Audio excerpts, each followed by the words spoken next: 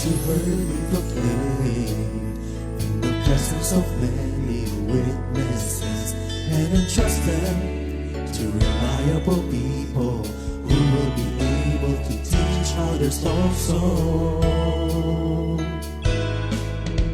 Take the teachings you heard me proclaim in the presence of many witnesses, and entrust them to reliable people who will be able to teach others also.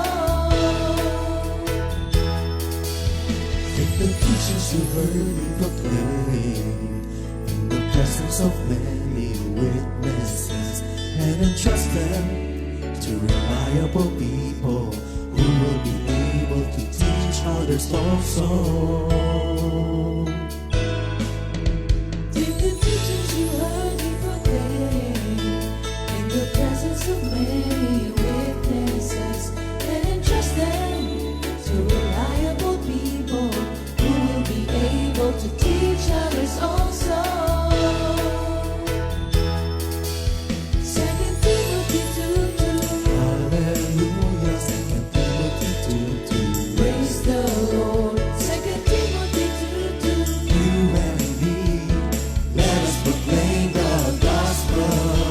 2 Timothy 2:2. Hallelujah. 2 Timothy 2:2. Praise the Lord. 2 Timothy 2:2. You and me, Let us proclaim the gospel of Jesus Christ.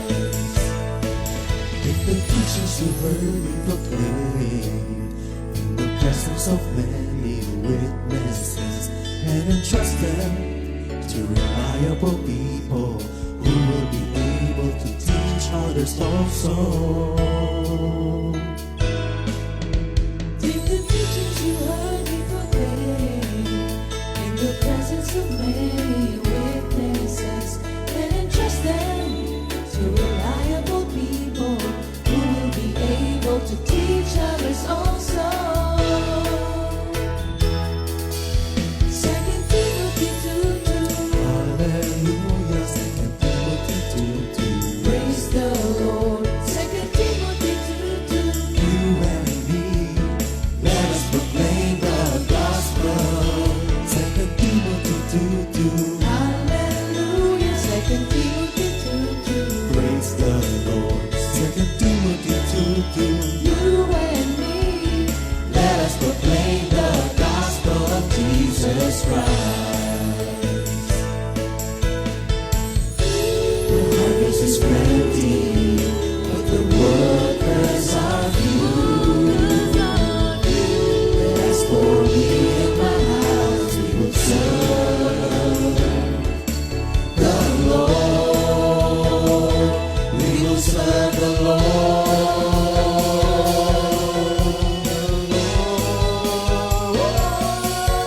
2 Timothy 2:2. Hallelujah. 2 Timothy 2:2. Praise the Lord. 2 Timothy 2:2. You and me, let us proclaim the gospel. 2 Timothy 2:2. Hallelujah. 2 Timothy 2:2. Praise the Lord. 2 Timothy 2:2. You and me, Let us proclaim the gospel of Jesus Christ. 2 Timothy 2:2. Hallelujah. 2 Timothy 2:2. Praise the Lord. 2 Timothy 2:2. You and me, let us proclaim the gospel. 2 Timothy 2:2. Hallelujah. 2 Timothy 2:2. Praise the Lord. 2 Timothy 2:2. You and me, let us proclaim, live up His name, delighting the Lord for His goodness. Let us proclaim, live up His name, delighting the Lord for His goodness. Let us proclaim, live up His name, delighting the Lord for His goodness. And He's God.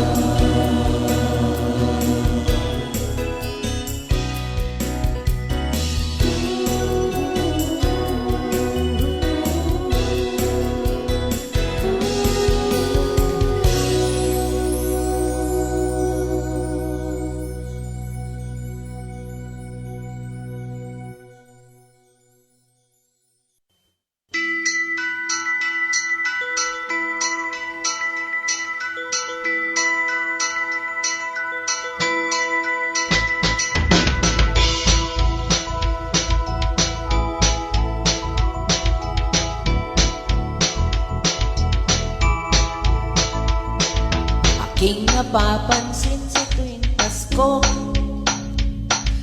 Maraming nagaganap na pagbabago.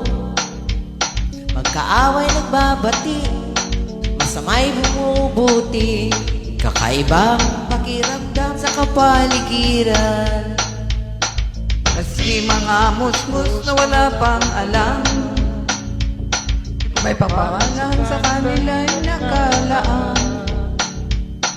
Mga bata sa lansangan, lahat nagbabatian, ibang pusto ng kaligayahan. Kakaiba pala talaga, dulot na saya na dala-dala, sa pagsilang ng nag-iisang Mesiyas. Kakaiba pala talaga, ang dulot na saya na dala-dala, ng pagsilang ng nag-iisang Mesiyas.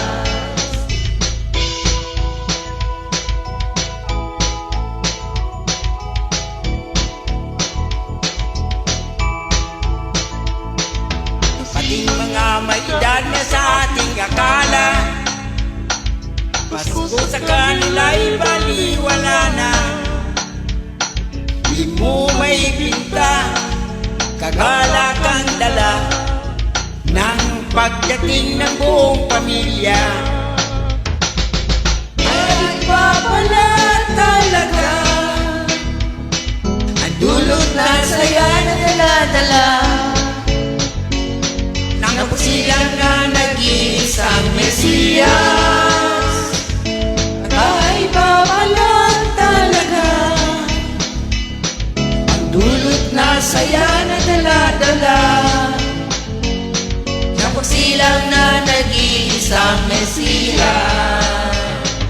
kakaiba pala talaga, Ang dulot na saya na dala-dala, ng pagsilang na nag-iisang Mesiyas. kakaiba pala talaga,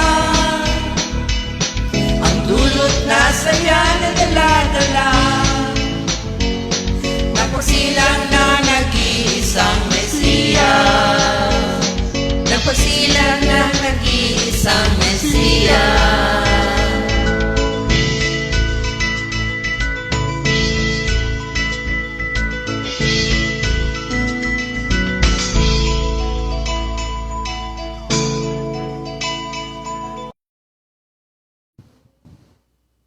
Good morning, Good morning, Jesus! mga kapatid. Magandang umaga sa Welcome inyong lahat. sa ating GMJ Friday edition. At ilang araw na lang? 19 days before 19 Christmas. days to go. Talaga At rin lahat naman. ay excited na, mga kapatid. Oo At nga. nadarama na sa buong kapaligiran ng Kapaskuhan. Dahil nga po, Yes. nakikita niyo yung mga Christmas decor, andyan yung decorating of the trees, parties, kaliwat kanan na, ang gift, meron nang dumarating at marami pa rin darating. So, Amen. talagang ikita mo na Pasko na talaga. Pastor, pray muna tayo. Sige. Lord, maraming po salamat sa umagang ito, Panginoon. At tulungan mo po kami magkapatid, Panginoon, sa isang napakahalagang pagtuturo na siyang magiging pundasyon ng Kapuskuhan, Panginoon. At ihanda niyo rin po ang kaisipan at puso ng mga makikinig at makakapanood po ng segment na ito upang a deeper understanding, O Lord, kung ano ba ang tunay na kahulugan ng Kapaskuhan. Kami po ay gabayan at maging pagpapala po kami sa bawat isa. So, sa pangalan po ni Jesus, Amen. Amen. Ayan, memory Thank you, verse Lord. of the week, Proverbs 11:30. The fruit of the righteous is a tree of life, and he who wins souls is wise. Sa Tagalog, mga kawikaan, 11:30. Ang bunga ng matuwid ay punong kahoy ng buhay, at ang humihikayat ng kaluluwa ay may karunungan. Amen. Thank you, Lord. So, magandang umaga nga po. Welcome sa mga kapatid natin. At ihanda na po ang inyong mga papel, ang inyong mga Ano ba mga kailangan? Dahil ito pong ating pag-aaral today ay kailangan natin ng isulat, no? Kailangan isulat ito. Medyo seryoso itong usapan na to. Oo, Doctrinal medyo, ito. Doctrinal po kasi. Kaya sinabi ko nga po kanina, ito yung the very foundation ng Christmas na kung hindi maintindihan po, ay babalik tayo dun sa traditional Christmas na lamang na kainan, Ritual, party, regalo, ayan, mga ritual, mga tradisyon babalik tayo lang. dun. So ang aming intention pong magkapatid ay maipaliwanag ang talagang simulain, no? Yung simulain ng Kapaskuhan. Saan nagsimula ang lahat? Para lalo nating ma-enjoy at ma-appreciate hindi lang yung mga regalo at parties, kundi yung talagang katotohanan na naganap at ito ay biblical. Amen. So hindi po to based sa aming opinion, experiences, o napapanood lamang, kundi kumbaga susuriin natin mabuti ang mga salita ng Diyos. Kasi yun ang po binigay na reference natin, wala naman pong iba kundi ang Bible na tinatawag nating the absolute truth. Amen. So siguro simulan na tayo, no, Minister Ernie, no? Sige. So dahil medyo kailangan po namin yung time. So today, ang pag-aaralan natin is the doctrine of incarnation. So kailangan maintindihan po natin ito lahat, mga kapatid. Dahil nga sabi ko, ito yung very foundation ng Christmas. At kapag ito yung naging maliwanag sa atin, magiging well appreciated, hindi lamang yung gifts, kundi yung ano ang nangyari at ano ang ginawa ng Panginoon sa buhay natin. So dalawa po yung scriptures yung aming pupuntahan. No? Bagamat may mga scriptures pa naman yan pero mas nilid kami ni Lord na mag-concentrate sa dalawang scriptures. Yung aking pong tatalakayin ay dito sa John chapter 1, verse 14. Halos familiar po tayo dyan. But anyway, ayan yung basahin ko po. Ang nakalagay, and the Word became flesh and dwelt among us. And we beheld His glory, the glory as on the only begotten of the Father, full of grace and truth. Sa Tagalog, at naging tao ang salita at tumahang kasama namin.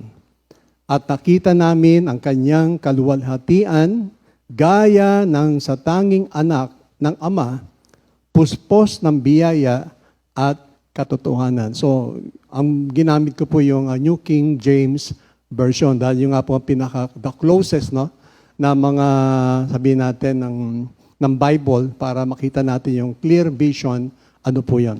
So anyway, pag sinabi pong doctrine of incarnation, ito po ang pinaka-sentro, no? Ito ay the central Christian belief, sentro. Christian belief that God became human in the form of Jesus Christ, the Son of God. So yan po ang the doctrine of incarnation, na ang Diyos naging tao in the form of Jesus Christ. So yan po yung the very foundation ng Christmas. Now, the word incarnate means in flesh, sa laman. Yung kanyang nagkatawan tao siya. Now, the doctrine of incarnation is based on that God's incarnation in Christ made Christ both fully human and fully God at the same time. Tandaan nyo, at the same time. So 100% God, 100% man. At the incarnation is seen as a bridge, para siyang tulay between God and humanity. Bakit bridge? Kung babalikan natin ang history, during the time ni Adam and Eve, at because of sin, naputol ang relasyon. So pilit na gustong abutin o maibalik ang relasyon sa pamamagitan ng mga sacrifices, di po ba mga animal sacrifices, pero hindi ito naging daan. Kaya nga itong the doctrine of incarnation serves as a bridge between God and human. Yan po ang tinatawag na the birth of Christ. Now, and it is believed to have the following implications. So sa nangyari pong yon, na ang Diyos ay nagkatawang tao, nangyari po, ito po yung mga naganap. At mamaya, ipapakita pa po ni Mr. Ernie yung mga talagang marami pa magaganap. But anyway, unang-una kasi na implication dun sa doctrine of incarnation, una, yung salvation, yung kaligtasan. Now, the incarnation began the salvation. So, dun sa incarnation na yun, nagsimula na ngayon ang salvation. Ngayon, so began the salvation from the power of sin. Kaya napakahalaga po yung nagkatawang tao siya eh. The birth of Christ, doon nagsimula ang salvation. Nagsimula na kagad po doon yun eh. And allowing human to have a relationship with God and go to heaven. So, nagkaroon na ngayon ng pagkakataon na magkaroon ng relasyon ang tao sa Diyos dahil sa doctrine of incarnation. Kasi naputol nawala ng relasyon talaga napakalayo. Now, pangalawa, una is salvation. No? Pangalawa, understanding, second implication, the incarnation allows humanity to see God's power in a more tangible way. Pag sinabing tangible, something na pwede mong mahawakan, madama, makita, o maranasan. Kasi noon, hindi para bang hindi siya visible no? Hindi siya visible But this time, dahil doon sa doctrine of incarnation, naging tangible ngayon. Parang kitang-kita mo na at talagang nararanasan ng bawat isa yung kanyang kapangyarihan. Pangatlong implication, yung love. The love, the incarnation shows that God loves human. Ang John 3:16, ito yung pinaka-famous verse na pinakamalapit para isalarawan anong uri ng pag-ibig meron ng ating Ama towards human. Sabi sa John 3:16, for God so loved the world that whoever believe in Him will not perish but have eternal life. For God so loved the world, He gave His only begotten Son. Yun ang true love. Nakitang-kita natin na ganun pala magmahal ang ating Ama. Nakala natin noon, hindi man tayo mahal. Pero pinatunayan niya ito sa pamagitan na pinadala niya ang kambugtong anak niya. And number 4, yung hope.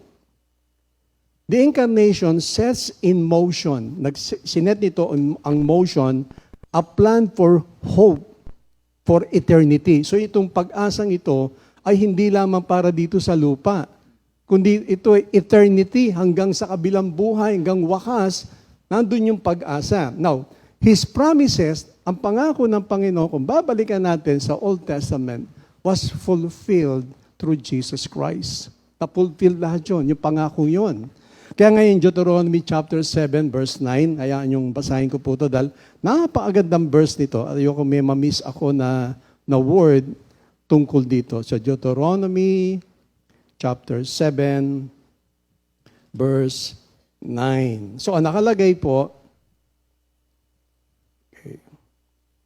know therefore that the Lord your God, He is God, the faithful God who keeps His covenant and His loving kindness to 1,000 generations with those who love Him and keep His commandments. Ang napakahalaga, sabi, our God keep His promises for 1,000 generations. So ngayon, isa tayo ngayon sa masabi ko pong nakikinabang doon sa pangakong yon because of Jesus Christ. Now, take note natin, itong verse na ito na binasa po natin, reveals 4 great certainties. Ibig sabihin, ito yung katotohanan. Hindi to uncertain na baka hindi matuloy, pero ito yung certainties. Totoo, tunay, at maasahan. 1, Jesus became human. Yan ang certainty. Nangyari po at totoo yan. Jesus lived among us. Nakasama natin siya. Amen. Pangatlo, Jesus revealed His glory. Pinakita niya. Sino siya? And last, Jesus invite us to Himself. So makikita natin yung kanyang great invitation. Hanggang ngayon, open pa yan mga kapatid. Open yan. Now, balik tayo doon sa chapter 1, pero tingnan natin yung verse 1. Kasi meron pong hidden, hindi naman secret, no? Na yun ang pinaka-foundation para makilala natin mabuti sino itong ating sinasamba at sineselebrate.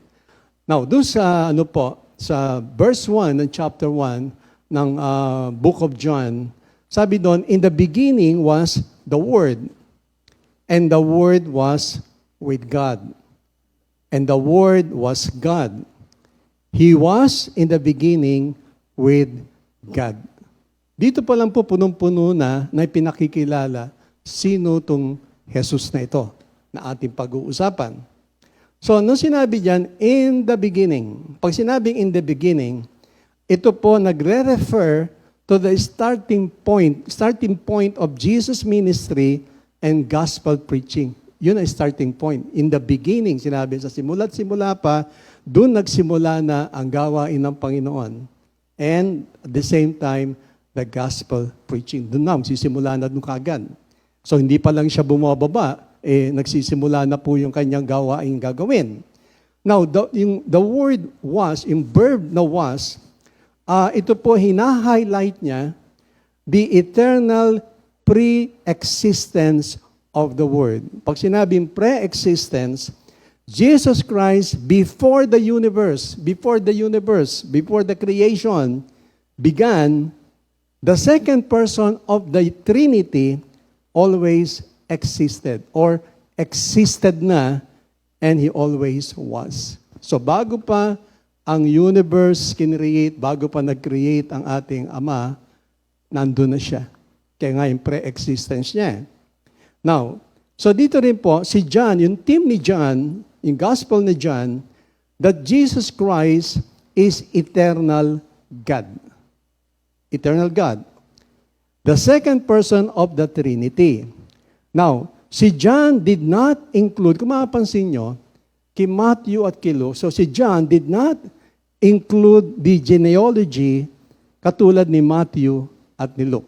Pag pinasa nyo yung gospel ni Matthew, yung introduction, nilagay nila doon na ito yung pinagmulan ni Jesus Christ sa lahi ni David. Of course, i-discuss yung mga lahi ni David at the same time kay Luke. Pero pagdating kay John, hindi niya binanggit Kasi si John po kasi, pinapakilala niya kung sino si Jesus. Pinakilala niya as God. Kaya hindi niya sinama yung genealogy. So ngayon, in terms of Jesus' humanity, He had a human genealogy. Meron. As human. But in terms of His deity bilang Diyos, He has no genealogy. Kasi siya yung beginning, the Alpha and the Omega. Kaya malinaw po ito, mga kapatid. Kaya wala siyang pinagmulan kasi siya yung beginning. Pero as human, meron siyang sinumulan at galing siya sa lahi ni David and so forth and so forth. Now, the Word was with God. Sabi po dyan. The Word, as the second person of the Trinity, was in an intimate fellowship with God. Intimate. So, ibig sabihin, sobrang ganda ng relasyon nila ng kanilang Ama. Sobra. Hindi mo ma-describe anong klaseng relasyon, but definitely, it is a perfect relationship. Ngayon, although the Word enjoyed, pag sinabing Word, this is Christ Himself. No, pupunta na tayo sa verse 14.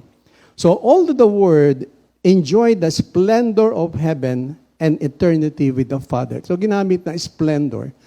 Undescribable po kasi yung place. No? Bagaman sa Revelation 21, binanggit yon, ano yung tsura, ano yung size, ano yung nasa loob. Pero it's undescribable na hindi mo ano ka itsura na. But definitely, it is a very, very wonderful place. Kaya sinabi, a splendor place na ng ating Panginoon with the Father. So He, si Christ, willingly gave up His heavenly state. Kinip up niya yun. Para bang isipin po ninyo, no? At the time, ano lang naman tayo, para bang pinipilit lang nating i-picture sa ating mind, ano kaya ang nangyari sa heaven, no? Kinausap ba siya ng ating Ama? In-announce ba ito? Wala tayong alam dahil ang Bible is silent about it. So, i-picture na lang sa inyong mind nang siya ay sabihan at bababa at alam naman niya mangyayari sa kanya. Ano kaya ang atmosphere? Siguradong, hindi naman sinabing, sigurado hindi. Sigurado malungkot. Di po ba? Kaya nga, ano kaya itsura nun? But anyway, ngayon, he gave up niya ang kanyang heavenly states, taking the, sabi natin, the form of a man, and became subject to death on the cross. Yan po yun, mga kapatid. Sa Philippians chapter 2, hayaan niyo basahin ko po itong scripture na ito. Philippians chapter 2. Ayan, sa verse 6 to 8. Ganito po nakalagay, who although he existed in the form of God, did not regard equality with God a thing to be grasped, but emptied himself, taking the form of a bondservant, and being made in the likeness of men. Being found in appearance as a man, he humbled himself by becoming obedient to the point of death, and even death on the cross. Kung isipin nga yung, biro niyo yun, a God na para bang isinantabi niya muna, and here he comes, magsasuffer in the hands of men. Ngayon, binanggit yan, was God. So, pag sinabing was God, this emphasizes that the Word has all essence or attributes of deity. He was fully God. So, sinabing was God. So, he was fully God. Pero, even in his incarnation, when he emptied himself, he did not cease or discontinue to be God, but took on a genuine human nature, human body, and voluntarily refrained from the independent exercise of the attributes of deity. Pag sinabing refrain, para bang sinantabi niya, pwede niya sabihin, ba't ba ako pupunta rito? Pwede naman maging Diyos siya. Tapos sige, ano na lang niya, gunawin niya na yung mundo. But he did not. But take note, ito po yung mahalaga rito. Dahil sa, sabi nga, he took the nature of a man and the body, sa Hebrews chapter 4, verse 15, but Christ is sinless. We have a high priest who was tempted in every point like we are, yet without sin. Sinless siya. Dito pa rin po sa 1 Peter, mahalaga po ito mga scripture na ito, mga kapatid. Ito yung mga ilan lamang po ito, dahil marami po na magpapatunay. But anyway, sa 1 Peter 2:22, ito po ang nakalagay. 2:22. Okay. Who committed no sin, nor was any deceit found in his mouth. Ni pandaraya, panluloko, wala. And sa 1 John 3:5, 1 John 3:5. Ang sabi po rito, you know that he appeared in order to take away sins, and in him there is no sin. Malinaw, mga kapatid, ha? Siya lang ang sinless. Wala nang iba. Walang sinasabing sinless except Jesus Christ Himself, at wala na pong iba. Kaya ba magkamali po tayo dyan, mga kapatid, ha? Kasi kaya sinasabi po namin ni Mr. Ernie, lahat ay biblical. Ang pinag-uusapan natin ay galing sa Scripture. So malinaw, it's only Jesus Christ who is sinless. Ngayon, sinabi rin po, puntaan na natin yung John 1:14. So, na-introduce ko na po sa inyo, sino itong Jesus Christ na ito? Ano meron siya na kailangan malinaw po tayo dyan. Now, punta na tayo sa John 1:14. So sabi doon, the Word became flesh, full of grace and truth. Ngayon, tingnan natin mabuti. Ano bang sinasabi rito? So the Word became flesh. Sinasabi po, the Word became, yung salitang became, emphasizes Christ taking on humanity. Nature ng man, body of man, nasa Kanya. Now, this reality is the most profound, ibig sabihin, malalim po ito, ever because it indicates that the infinite became finite. Parang nga, no? Yung infinite na halos di natin maarok, hindi natin maabot, now becomes finite. So, ibig sabihin, tao na talaga siya.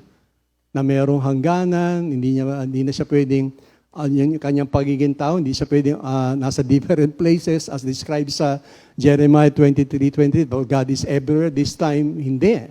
Kasi human siya. Ngayon, the eternal was conformed to time. Ngayon, conform na siya sa time. Hindi na pwedeng, hindi siya subject sa time. Limited by time and limited na rin siya. Dahil human na siya. Tandaan niyo mga kapatid, 100% man siya, but at the same time, 100% God. So, the eternal was conformed to time. The invisible becomes visible. Sa Colossians, pinaliwanag yan, He is the visible likeness of the invisible God. Hindi natin nakikita ang Diyos, but through Jesus Christ, nakita natin siya. So, very, very visible na sa atin. So, hindi lamang yon, the supernatural, one reduced himself to the natural. Kasi human 100% human. Then, yung salitang dwelt. Pag sinabi pong dwelt, tumira o manirahan, meaning to pitch a tabernacle or live in a tent.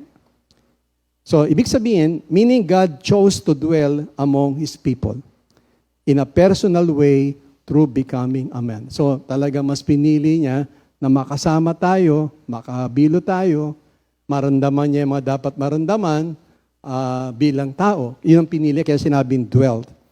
Now, the Word became flesh. Well, He became, of course, tatlong bagay. Nang sinabing He became flesh, He became the perfect teacher. Perfect. In Jesus' life, we see how God thinks and therefore how we should think. Kailangan talaga bilang, kasi we have the mind of Christ based sa Book of Corinthians, di ba? We have the mind of Christ. Kaya kailangan, pag nag-isip siya, katulad na tayo dapat niya mag-isip. Di po ba? Masyadong malawak, malalim, hindi nag-iisip na masama sa kapwa niya, kundi puro pag-ibig. Second, He became the perfect example. So, as a model of what we are to become, so ano nga ba dapat ang ating kayatnan, mararating? We should be like Him. Same perfect example Susundan lang naman natin siya. At hindi lamang yon, He shows us how to live and gives us the power to live that way. Pinapakita niya, ganito kayo dapat mamuhay. At the same time, tinulungan niya tayo na paano natin ipamumuhay. Hindi lang niya basta sinabing, ganito kayo dapat mamuhay, kundi tinulungan niya tayo kung paano tayo dapat mamuhay ng katulad niya. Nag-demonstrate siya mismo sa buhay niya. Oo, yes. Now, we shows how to live and give us the power to live that way. Now, pangatlo, the perfect sacrifice. So in perfect sacrifice, Jesus came as a sacrifice for all sins. All our sins. Sacrifice siya. And His death satisfied God's requirement for the removal of sin. Siya lang ang pwede. Walang iba Kailangan, abi nga, dugo ng kordero na walang kapintasan. Siya lang yung walang kapintasan. Lahat tayo may kapintasan. And lastly, the perfect teacher, the perfect example, the perfect sacrifice. Now, binanggit din yan, the only begotten. Ang idea nito, the only beloved one. Siya lang. Ang kaisa-isa talagang kaibig-ibig. At tayo, salamat sa Diyos, dahil sa relasyon natin sa Kanya, naging kaibig-ibig tayo. But before na hindi pa dumarating si Lord, ay, hindi tayo kaibig-ibig, mga kapatid. His uniqueness, very unique siya eh. And beloved like no other. Wala naman talagang pwedeng pumantay sa Kanya eh.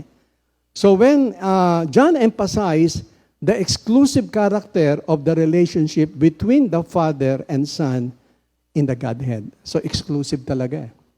Talagang yung nga po mga attributes niya, may mga attributes siya hindi naman pwede mapa sa atin, may mga attributes na pwede mapa sa atin, but definitely yung kanyang uniqueness ay hindi talaga pwede mapunta sa atin yun by the grace of God.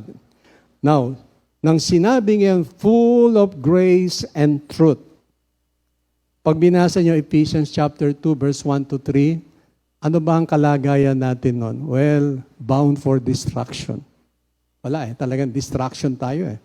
Ngayon, si Christ made people aware of their hopelessness. Ito po yun. Nung sinabing the grace and truth, the truth, ang katotohanan na sinasabi, pinakita ni Jesus sa atin yung ating hopelessness. Walang pag-asa. Sinful condition. Yun ang truth. Kaya nga, full of grace and truth na sinasabi sa atin, wala kayong pag-asa. Walang pag-asa. Kaya lang salamat talaga sa pag-ibig ng Diyos. And the grace na sinasabi, with grace, He offered forgiveness to all who would come to Him. Matthew 11:28, open pa yung invitation. Come to me who are tired of carrying heavy loads and I will give you rest. Open ang invitation. Kaya yung sinabi, the grace and truth, yun po ang katotohanan, and it is only by the grace na talagang tayo magkakaroon ng magandang buhay, hindi lang buhay na walang pag-asa, but buhay na may pag-asa. Now, we need truth, we need grace, we need Jesus Christ. Without Jesus Christ, no grace, no truth. Yan lang po yan. Ngayon, take note nyo po. Only Jesus Christ lived in a perfect grace and truth. Siya lang. Wala nang iba. Only Jesus Christ can save hard-hearted, hard-headed sinners, full of lies, deserving judgment. Oo nga naman, no? Tigas ang ulo, matigas ang puso, na sinasabi sa atin, full of lies, punong-puno ng kasinungalingan, si Jesus Christ lang po ang pwedeng gumawa niya sa atin. At salamat na lang, inalis na tayo dyan sa tinatawag na hard-hearted, hard-headed sinners, full of lies, deserving judgment.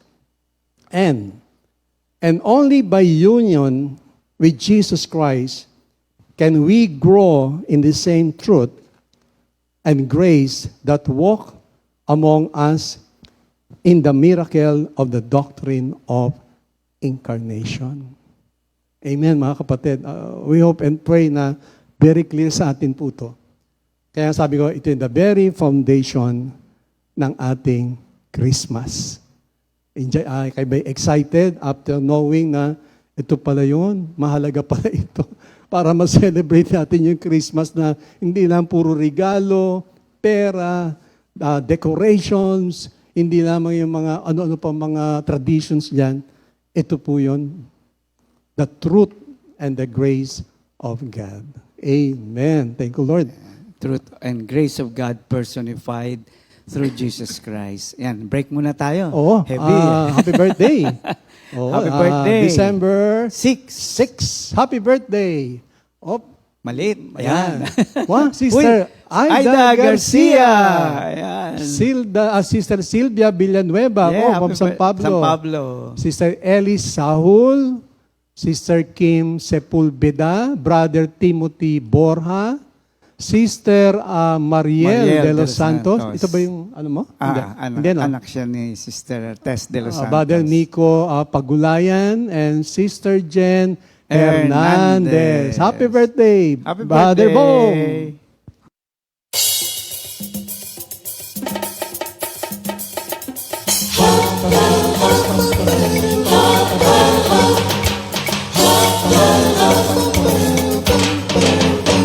Happy, happy, happy, happy, happy, happy, happy.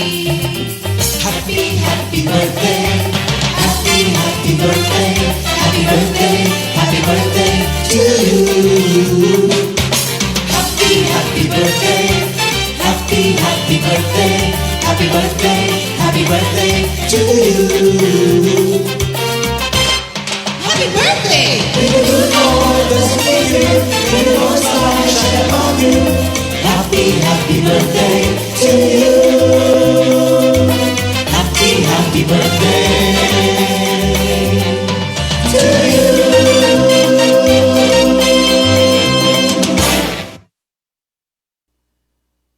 Ayan. Happy birthday! Happy mga birthday! kapatid. Enjoy your birthday. Ngayon, announcement po, mga kapatid. Last call for batch 2 orders for His Glory shirts. So this coming Sunday, December 8. So ang adult is, size is ano, no?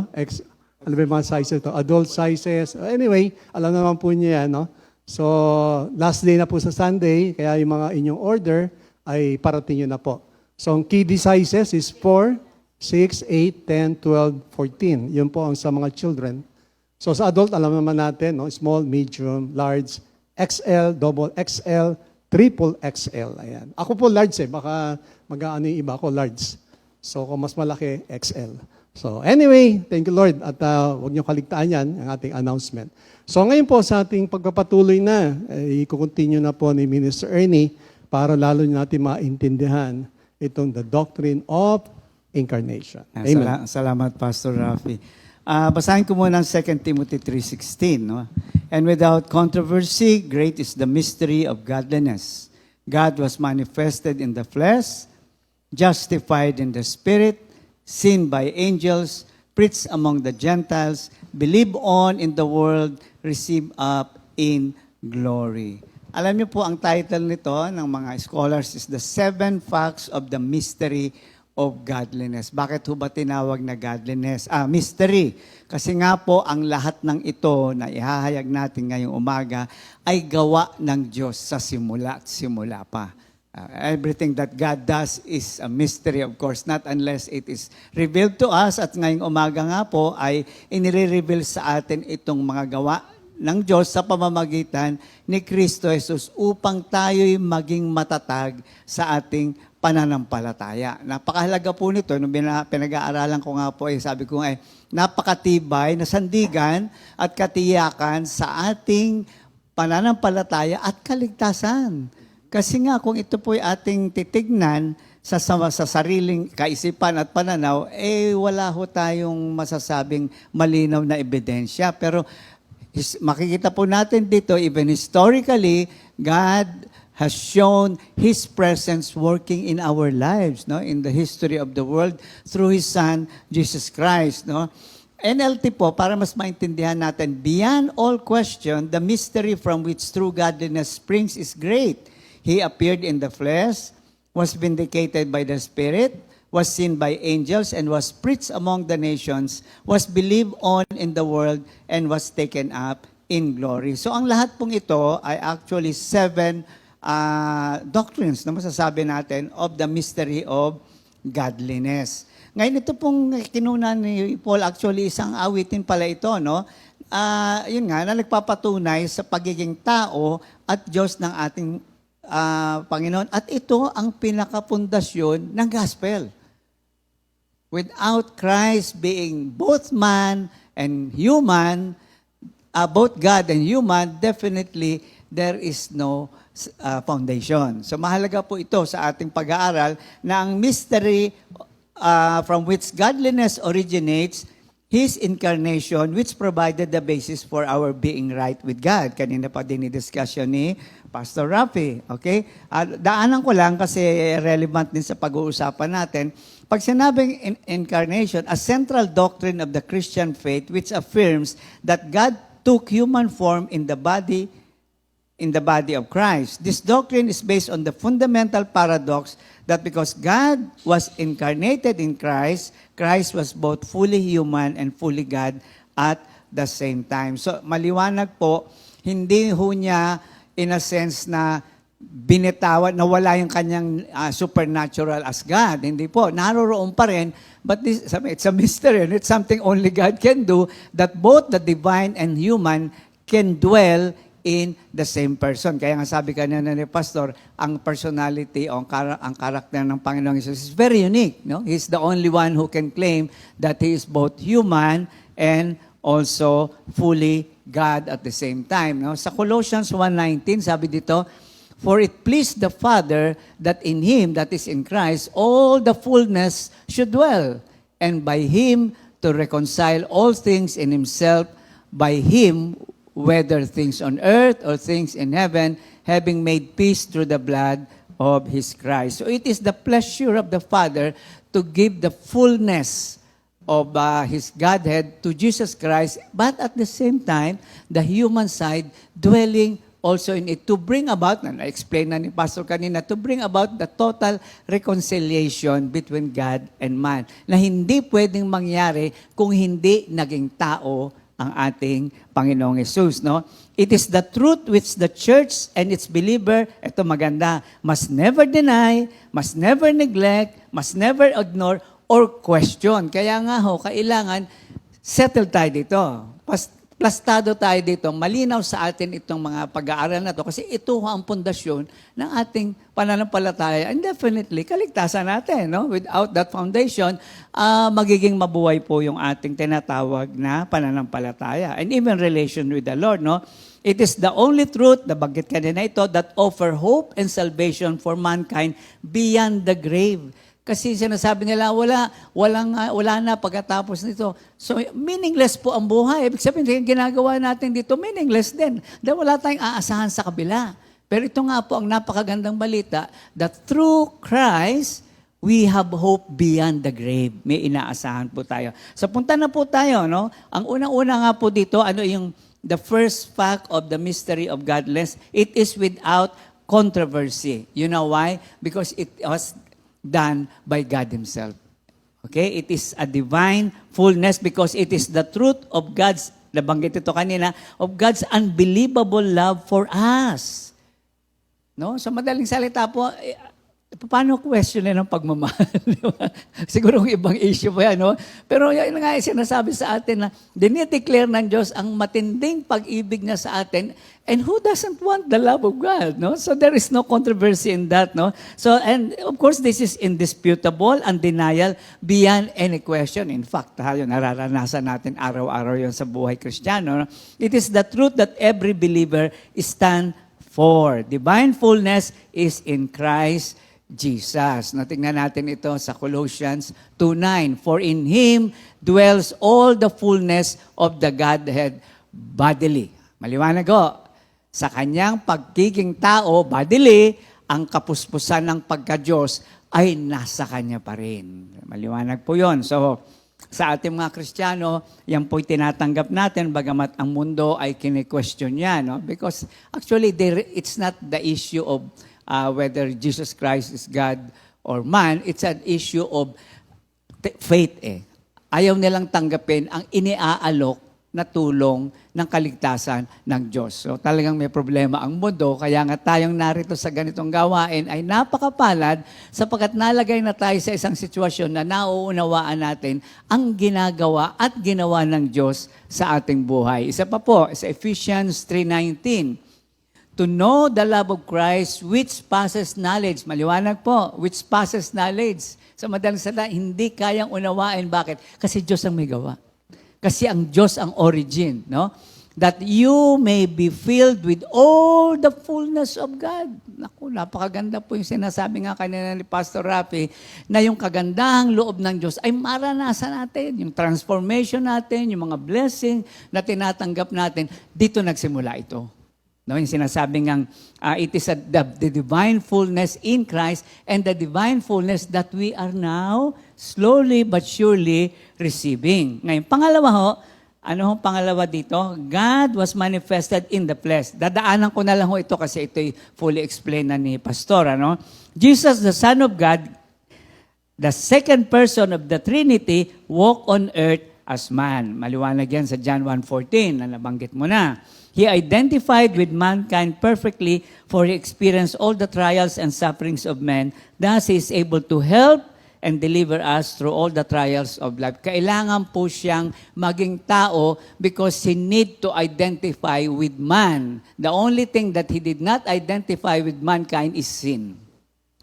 But as far as the complete makeup, the complete experience of man, dinaanan po niya lahat ito. Makita natin to, nabanggit na ho ito, but for relevance of our discussion, ulitin ko sa Hebrews 2:16-18, bakit niya kailangan daanan yon? Kasi nga, for surely it is not the angels he helps. Hindi para sa mga anghel yon. But Abraham's descendant. Ang sino ho ang Abraham's descendant? Tayo ho, Galatians 3:29. Maliwanag po yun, no? For this reason, he had to be made like them, fully human in every way, in order that he might become a merciful and faithful high priest in service to God. Upang naranasan niya ito, so siya ay isang very compassionate intercessor for those who put their trust in Him. Kasi nga, nahadanasan, di ba parang tayo, naintindihan ko yan, dinanas ko rin, parang gano'n, ano? And that He might make atonement for the sins of the people, no? Because of He Himself suffered when He was tempted, He is able to help those who are being tempted. So makita natin, ba't kailangan maging tao ang Diyos? Kasi nga, kailangan danasin niya ang lahat ng ito, but without sin. Why is that necessary? That He is a man without sin. First of all, sabi nga ay kailangan may magbayad ng kasalanan. Ang sino magbabayad? Kailangan tao. No? At the same time, ang offering is what? Perfect. Kaya ho siya ang pinadala mismo kasi siya lang ho acceptable dahil hindi ho siya nagkasala. In spite of all the temptation, in spite of all the trial and testing, thank God that through Jesus Christ, we receive the atonement na napawi ang galit ng Diyos sa atin sa pamamagitan ng ating Panginoong Jesus. Okay? Dito po makikita rin natin, under God was manifested in the flesh, Jesus Christ became man in order to take away the sins of man or mankind. 2 Corinthians 5:21. Tingnan po natin ito. Ayan, 5:21. Christ was without sin, but for our sin, God made Him share our sin in order that in union with Him, we might share the righteousness of God. No? So sabi nga ni Paul, He became sin. No? The sinless became sin so that He can bring about the reconciliation, yung binabanggit kanina, between God and man through His death on the cross. Okay? Also, letter C, Jesus Christ became man. Ito maganda to destroy him who had the power of death, Satan. Di ba? Pag ang isang tao hindi pa Kristiyano, takot mamatayan. Di ba? Naku, wag natin pag-usapan yan. Pero sa atin, ang sin is actually the very doorway, what? To a perfect, what they call this? Not only perfect reconciliation, being in the very perfect presence of God. Yan po ang doorway dun sa complete promise ng Diyos na makakasama natin siya. So makikita po natin ito sa Hebrews 2:14. Since the children have flesh and blood, tayo po yon, He too shared in their humanity so that by His death, He might break the power of him who holds the power of death, that is the devil. So maliwanag po yun. Kaya po nga siya ay kailangan mag-manifest sa tinatawag na bilang isang tao. Ngayon, number 3, Jesus justified the Spirit. Jesus justified in the Spirit. Ayan. Ito po maganda kasi makita natin dito yung credibility ng ating Panginoong Yesus na ina-affirm mismo ng Diyos sa kanyang buhay. Okay? Pag sinabi yung Ang tawag po dito ay divine vindication. Cleared of blame or any charge. So dito, Jesus was justified in the Spirit because of divine vindication. Sa pamamagitan ng Diyos, sa kanyang buhay, ipinakita niya na si Kristo nga ang sinugo niya upang tayo ay magkaroon ng kaligtasan. Ano po ang makikita natin dito? The Spirit of God enabled Christ to live a sinless and perfect life. Kaya nga ho siya both God and man. Kasi kung tao lang ho siya, ay hindi ho pwede, magkakasala. No? So, by the power of the Spirit working in Him, by being God Himself, hindi siya nagkasala. No? So, 1 John 3:5, but you know that He appeared so that He might take away our sins, and in Him is no sin. Maaaring sabi niya, brother, nabanggit na yan kanina, alam niyo kung bakit? Ang daling daanan, ang daling pakinggan, pero kailangan, alam niyo yun? Kasi foundation to kailangan ipukpuk Ha? Maging maliwanag sa atin na ang Kristo ay walang kasalanan, bagamat siya ay tao, but God at the same time. At ginawa niya ito upang tayo ay maligtas sa ating mga kasalanan. And that was affirmed by the Spirit. No? Isa pa, the Spirit of God vindicated Christ, ito maganda, by giving Him the power to do mighty works of God. Only God Himself could perform the miracles Christ did. Pagbuhay ng patay, tubig na naging alak, napakarami pong milagro na Diyos lamang ang maaaring gumawa at yan ay sa pamamagitan ng Kristo na ipinakikita niyang ang Ama ang patuloy na kumikilos sa buhay ng ating Panginoon. No? His works were proof that He is who claimed He is, the Son of God Himself. Na tunay na ang mga gawa niya ay gawa ng anak ng Diyos. Sa John 10:25, Jesus answered, I have told you and you refuse to believe me. The things I do by my Father's authority show who I am. Sabi nga niya, kung hindi nyo pinaniniwalaan yung aking, ako hindi nyo ako pinapaniwalaan, paniwalaan nyo yung mga gawa ko kasi tanging Diyos lang makakagawa niyan. At sinasabi kong ako ay galing mismo sa Diyos. Ito pong susunod dito, the Spirit of God vindicated Christ by raising Him from the dead. Ayun, napakahalaga po nun. Kasi kung hindi ho nabuhay ang Kristo, wala tayong justification. Pero pinakikita nga na sa pamamagitan ng kapangyarihan ng Espiritu ng Diyos kay Kristo Jesus, ipinakita dito na ang lahat ng ito ay gawa ng Diyos. Bakit? Binuhay niya muli ang ating Panginoon. Romans 1:14, and He was shown to be the Son of God when He was raised from the dead by the power of the Holy Spirit. He is Jesus Christ, our Lord. Ang number 4 po, makita niyo medyo kaiba. Christ was seen by angels. Ano pa po ibig sabihin nito? Divine revelation. Christ was seen of angels who are heavenly beings who have seen and beheld Christ. So sinasabi sa atin na noong pa man, sinasabi ni Pastor kanina, and the Word became flesh, and the Word was with God, noong pa man, naroon na ang mga anghel kasama ang Kristo.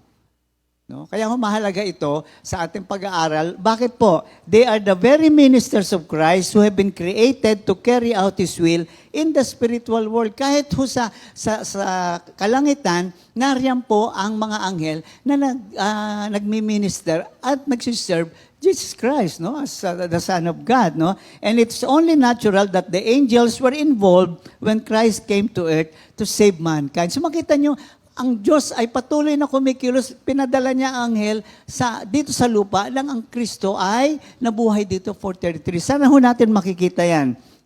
Hindi ko na babasahin yung verse, pero babanggitin ko yung kung ano pong verse to. Preparation of His birth, Luke 1:26. Christ's birth announced to Mary by an angel.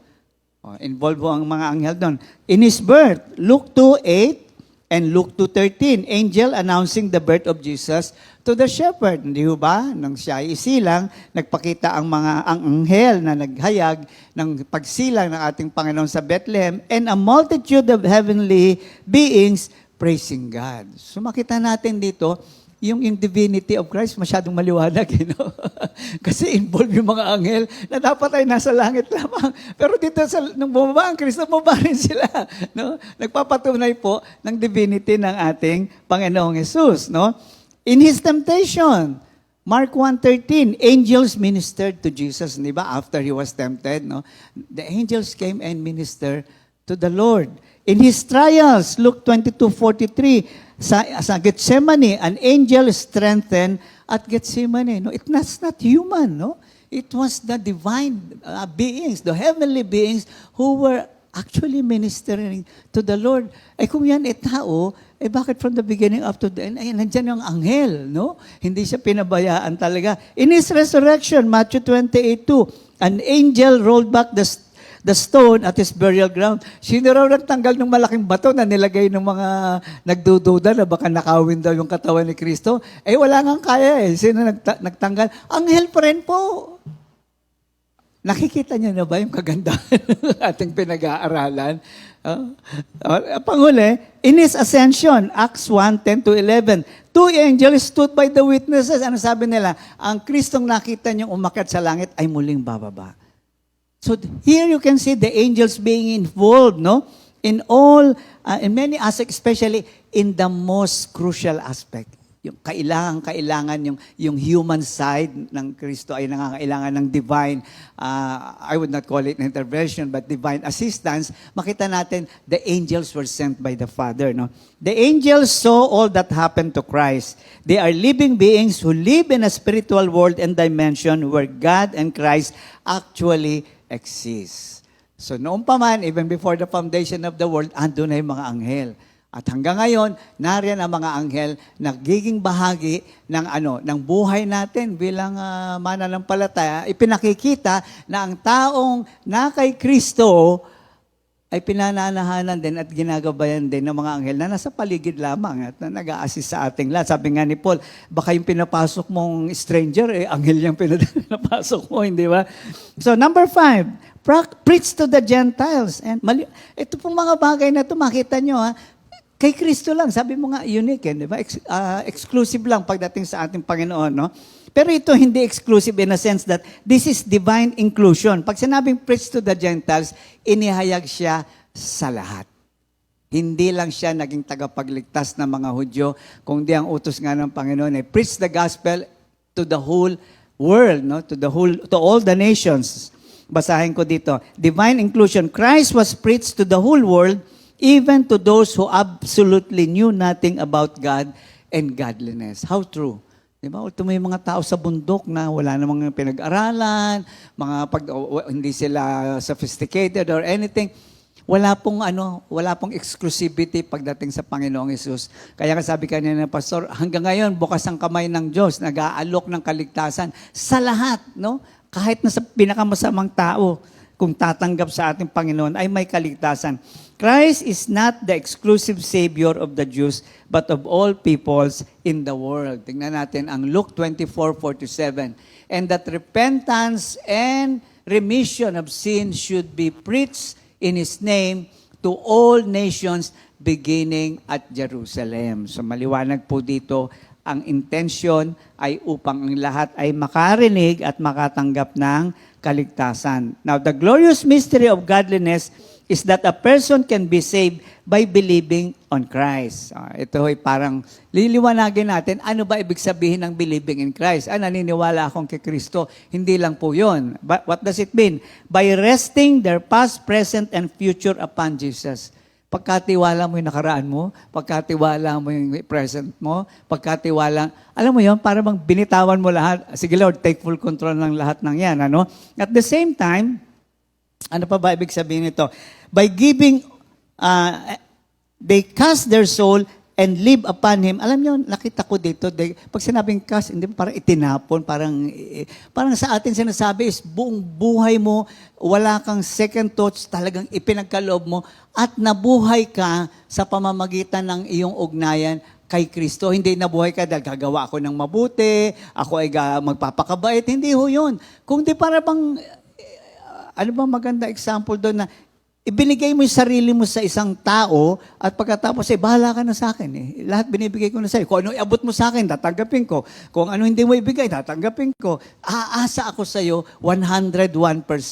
Yun ang ibig sabihin ng believing in Jesus Christ. No? Ito nga live upon Him. Kung wala nga, saan ka kakain? Sa palad ni Kristo. Saan ka aasa? Sa plano ni Kristo. Yun po ibig sabihin nito. By totally being committed to Him, by giving Him all that they were and had. Pati yung anong meron ka dati, bibigay mo. Wala ka ititira. Yung po ang ibig sabihin nito. Kaya nga ang iba sabihin, ay, tinanggap ko na si Kristo. Nakikita ho ba itong mga binanggit natin? No? Sa John 20:31, but these are written that you might believe that Jesus is Christ, the Son of God, that believing you may have life through His name. So maliwanag po, ano sabi dito? Upang magkaroon ka ng tunay na buhay. Yung buhay po na wala ang Kristo, ilusyon ho yan. Pag sinabing ilusyon, walang pupuntahan yan. Walang meaning yan. Walang kakahanturan yan. Pero kapag ang tunay na buhay ay nakita mo at nasumpungan mo kay Kristo, ay ikaw mismo magsasabing, ba't ngayon lang? Dapat noon pa. And finally, Christ received up to His glory. O, maliwanag po ito. Ascension and exaltation. Hindi lang ito ascension. When Jesus Christ came back, He reclaimed all His titles. The King of Kings and the Lord of Lords. Imagine, iniwanan niya lahat yun, no, for our sake. He has been exalted as the supreme majesty of the universe, Lord of Lords and King of Kings. Christ has completed the work of salvation and has been taken back into heaven. Kaya sinabi niya, it is finished. Ibig sabihin, naganap na ang kalooban ng Ama at nagawa niya ang dapat na layunin. Kaya siya nagpunta sa lupa at dahil doon, bumalik na siya sa kanyang kalalagayan bilang hari ng mga hari at Panginoon ng Panginoon. Back to the place from which He had come. Ano ibig sabihin? Galing ho siya sa langit. Okay? Kaya nga, wala siyang tatay di ba? He was conceived by the power of the Holy Spirit. Si Joseph po ay stepfather niya, kumbaga. Si Mary po ay ina niya dito sa lupa. Pero wala ho siyang, kaya sabi mo, walang lineage. No, walang nanay, walang tatay, tulad ni Melchizedek. Wala siyang lahi. Wala siyang As lahi. God, as God. Yun ang dahilan, kaya si John hindi naglabas ng lineage. Bakit? Wala siyang lineage. Saan siya pupunta? So maliwanag po yun. He sits at the right hand of the Father and shall sit upon the throne of heaven until His return to earth and bring human history to its final end. So babalik pa po. At ang kagandahan po nito, meron tayong aasahan. Napakagandang pangitain kung saan isasama niya ang lahat ng nanampalataya sa Kanya. Ito lahat ng binanggit namin ni Pastor.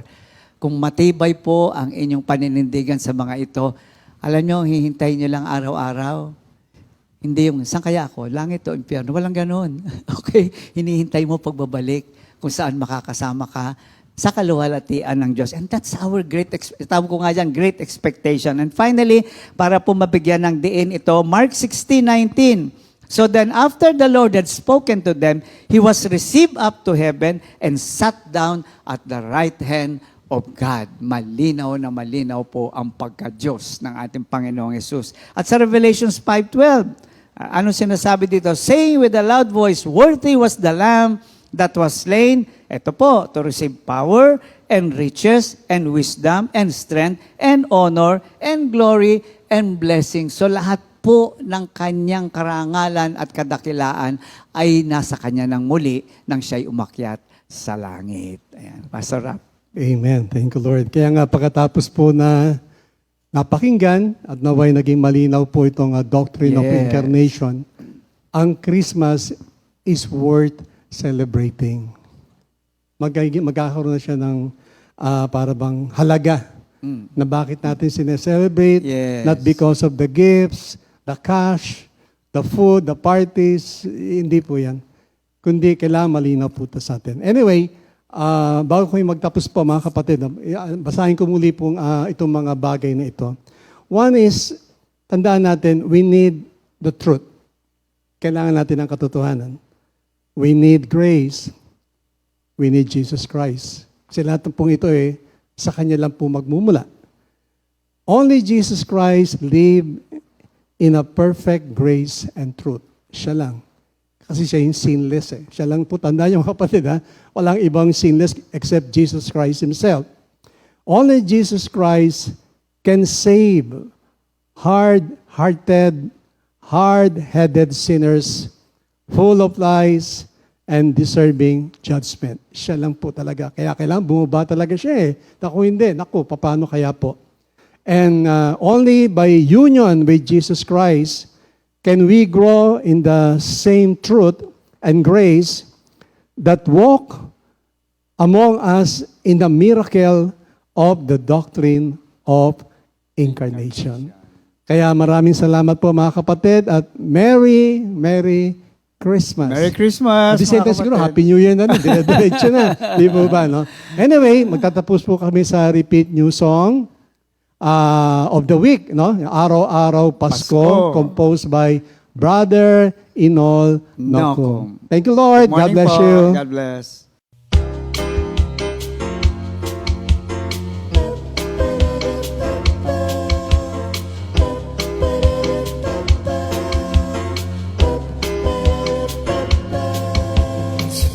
Sasapit ang Pasko, nag-iiba damdamin ng mga tao.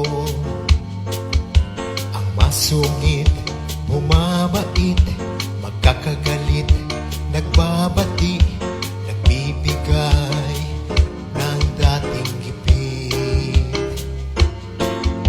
Sana araw-araw Pasko,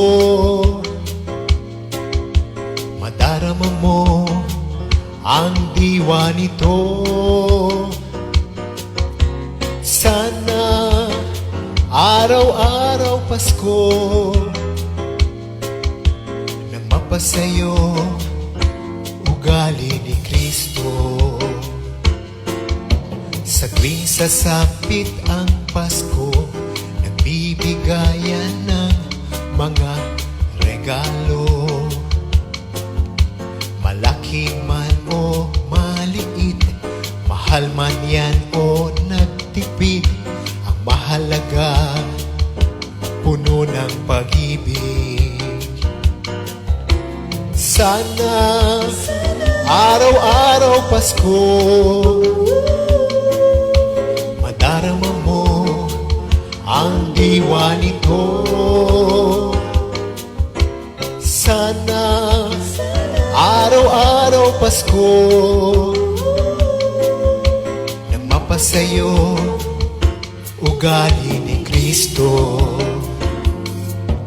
Sa tuwing sasapit ang Pasko, nagbibigayan ng mga regalo. Malaki man o maliit, mahal man yan o nagtipid, ang mahalaga, puno ng pag-ibig. Sana araw-araw Pasko, sana magbigayan tayo. Sana araw-araw Pasko, sana makatanggap kayo. Sana araw-araw Pasko, sana magbigayan tayo. Sana araw-araw Pasko, sana makatanggap kayo ng pagpapala mula kay Kristo, ng pagpapala mula kay